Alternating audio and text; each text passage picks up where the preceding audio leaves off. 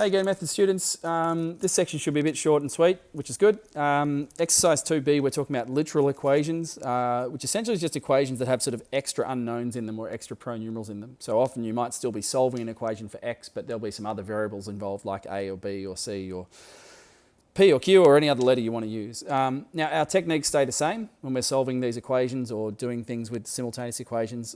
You just have to be, I guess, prepared for the fact that the answer won't look like a nice number at the end of it all. The answer might just be like a rearranged expression that's got some other variables in it. So let's see how it works. Example 9, we're asked to solve ax plus b equals cx for x. So we're trying to solve for x. We've got some other variables involved.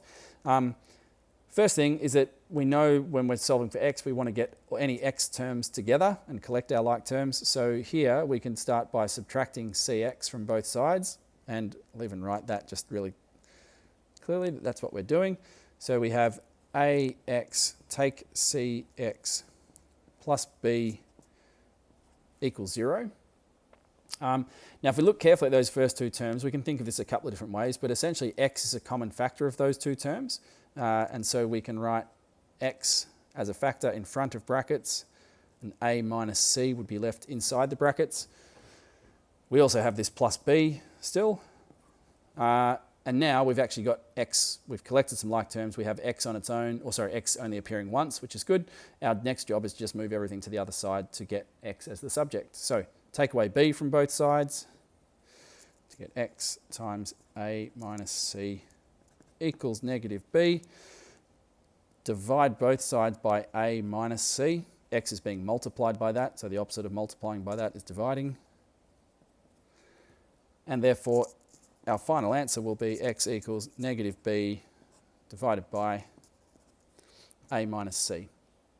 And it's also good to know that your calculator, if it is a calculator allowed question, will still deal with that as well. So if we were checking our answer for this one using solve, go back to the original. Now, if you tap variable on your keyboard, you can enter ax plus b equals cx, and we get x equals negative b on a take c. All right, example 10, simultaneous equations involving some extra pronumerals. So again, same techniques apply, it just looks a bit messier. We've got x plus y equals k, and then y equals jx minus I, and we're trying to solve for both x and y.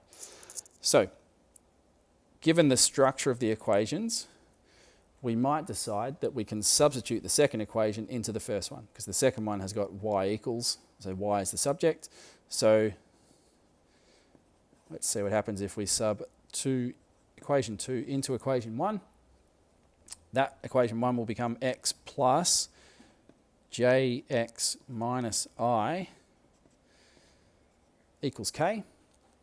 We then get, we've got x, two terms with x in it, so let's deal with those terms, very similar to what we did in the previous one actually, where we can take x as a factor and just be left with 1, should write that more clearly, 1 plus j, and we still have minus I equals k, so x times 1 plus j, if I add I to the other side, that equals k plus I. X will then equal, if we divide both sides by that bracket, x will equal k plus I over 1 plus j. Now that looks messy, but that's the solution for x, so there you go. We can then sub that back into either equation to find y. And again, you can sub it into whichever one looks a bit easier. Now, given that x is that messy looking fraction, it might be nicer to sub it into equation 1 because x isn't being multiplied by anything. If we subbed into equation 2, we'd be multiplying that gross fraction by j, and that might be a little bit messier. So let's sub that into equation 1, and we'll get k plus I over 1 plus j plus y equals k. And so, let's move up here to give myself some space.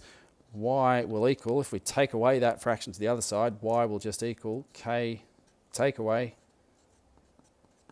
k plus I over 1 plus j.